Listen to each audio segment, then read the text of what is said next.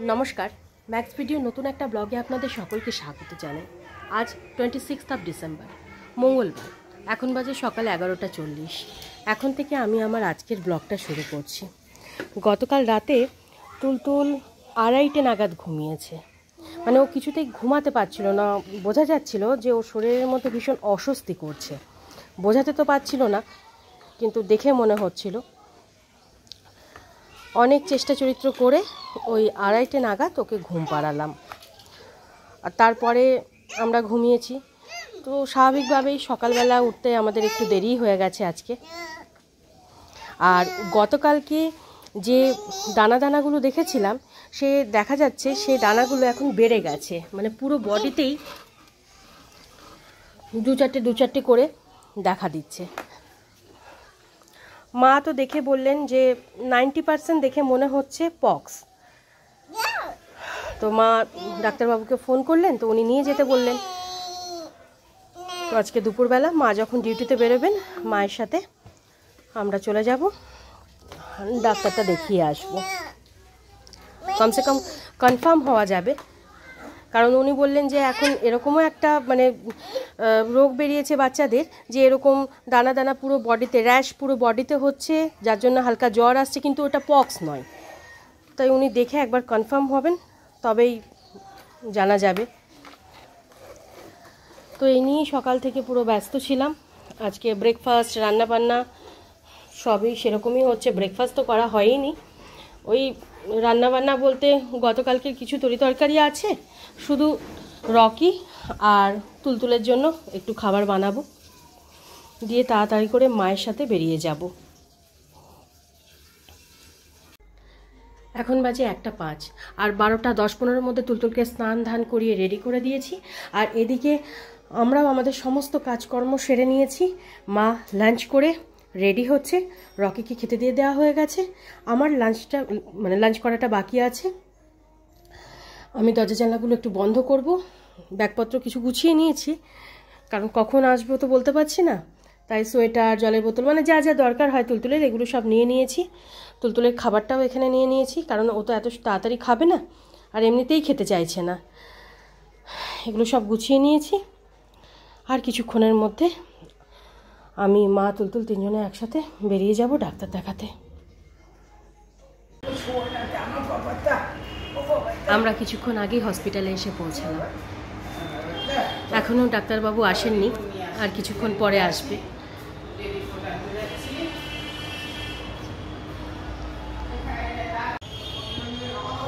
এখন বাজে 3টে, আর ডাক্তারবাবু এখনও এসে পৌঁছাননি, তবে হয়তো আর কিছুক্ষণের মধ্যেই চলে আসবেন।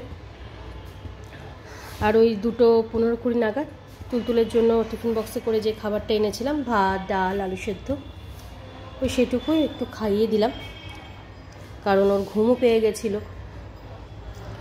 বেশি তো খেলো না, ওই 4-5 চামচ মতোই খেলো,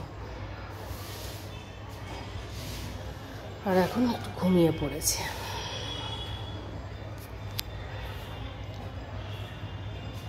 আজকে সারাটা দিন যেমন জেদ করছে আর তেমনি কাঁদছে, ভীষণ জেদ হয়েছে। শরীরটা ভালো না থাকার জন্য আগেও তো জেদ হতো, করতো ঠিক আছে, কিন্তু এখন জেদের মাত্রাটা অতিরিক্ত বেড়ে গেছে।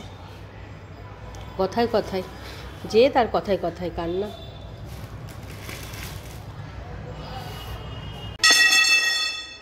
গুড ইভিনিং, এখন বাজে 5:30, আর ডাক্তারবাবু এই 4:30 কি 4:40 নাগাদ আসলেন।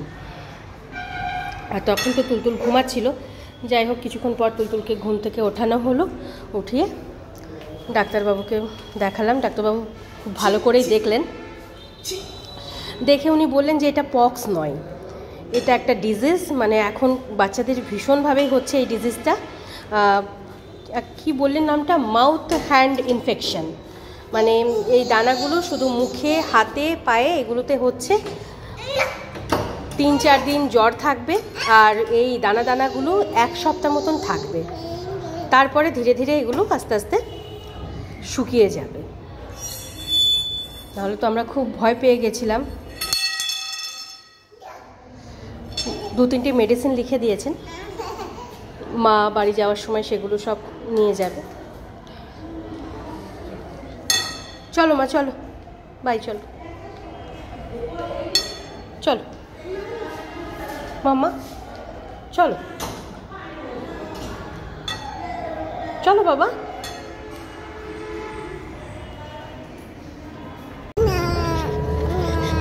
আমি আর তুলতুল দুজনে মিলে এখন টোটোতে করে বাড়ি যাচ্ছি।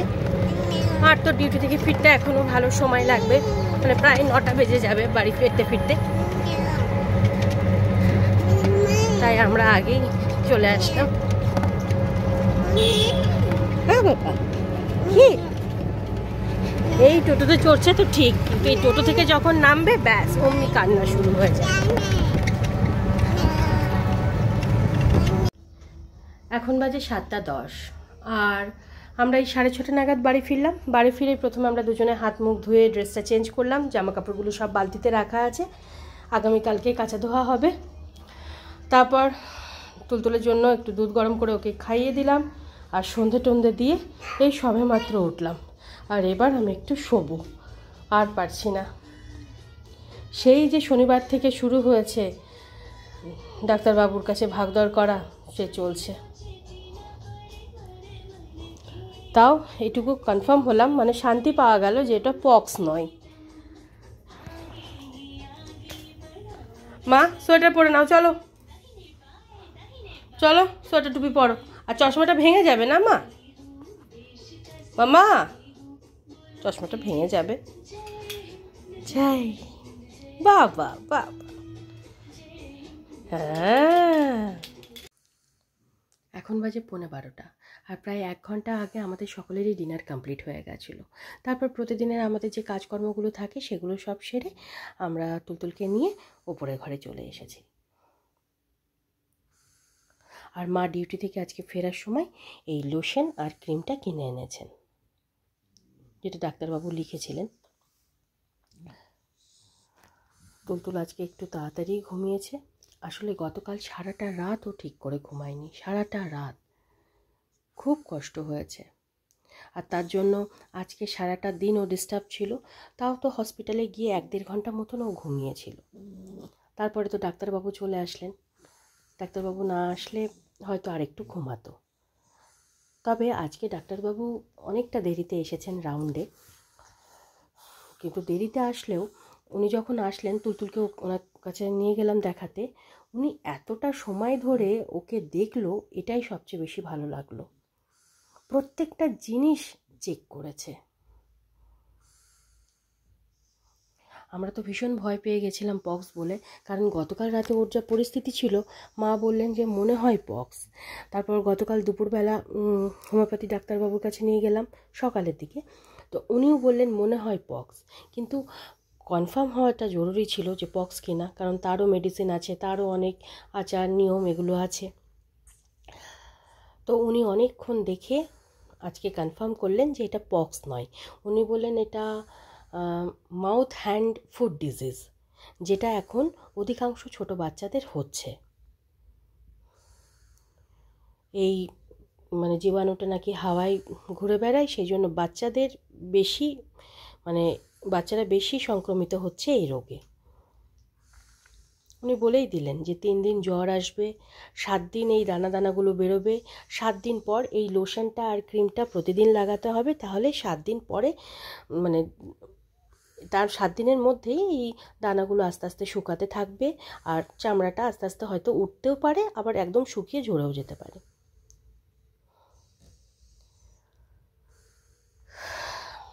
খুবই চিন্তায় ছিলাম। সবচেয়ে খারাপ লাগে গতবার আসলাম, গতবারও সেই একই প্রবলেম, ডাক্তারের পেছনে দৌড়াতে দৌড়াতে হালাত খারাপ। এবারও তো তাই। সেই শনিবার থেকে শুরু হয়েছে, আজ মঙ্গলবার। মানে কিভাবে যে 4টে দিন কাটলো, না খাওয়া দাওয়া ঠিকঠাক, না কিছু, মানে কি রান্না হচ্ছে, কি খাওয়া হচ্ছে, মানে কিছু বোঝা যাচ্ছে না। যখন মনে হচ্ছে তখনই ডাক্তারবাবুর কাছে ছোটা হচ্ছে, এরকম। আজকে তো সকাল থেকে ব্রেকফাস্ট তো ভুলেই গেলাম। দুপুরে জাস্ট একটা রুটি খেয়ে ওকে নিয়ে বেরিয়ে গেছি। তারপর সন্ধ্যাবেলা আসলাম। আমার তো যথারীতি মাথা যন্ত্রণা করছে সন্ধ্যাবেলা থেকে। মা এত তাড়াতাড়ি ঘুমায় না, মা ক্লান্ত হয়ে আজকে ঘুমিয়ে পড়েছে। আর এবার আমিও মশারিটা টাঙাবো, লাইট অফ করব।